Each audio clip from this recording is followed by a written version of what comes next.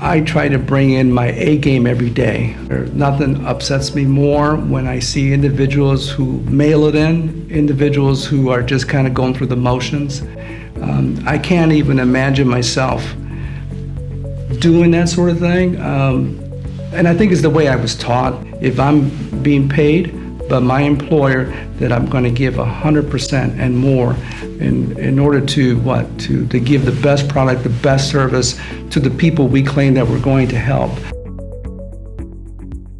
That you were put here for a reason, for a purpose, and you had to discover who you are as an individual, and then apply what you've learned about yourself to the mission. And we hit the road and we were registering people to vote, and I loved it. And he taught me about loving what you do, right? But understanding as to why you were doing what you were doing. So I got to know a lot about people, serving community, understanding them, meeting people where they were at, but challenging them to be better. And I would stand in front of small groups and large groups of people, and I had to convince them. Most of them were not registered to vote. I had to convince them not only to register to vote, but then to vote, and then convince others to vote. But how do you persuade a group of people who have never been registered to vote? And initially, I struggled with that simply because I didn't necessarily have maybe the training or the confidence to convey that message. I believed it, but I didn't have at that time maybe the messaging down pat. And then eventually, I learned it because I tapped into the passion that I had for this.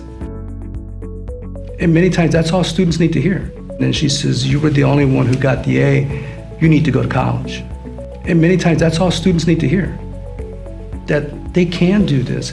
But if they don't ever hear that from friends in their conversations, from instructors, advisors, or at home, if they never hear that, they don't necessarily believe that they are college material. So they need to hear that.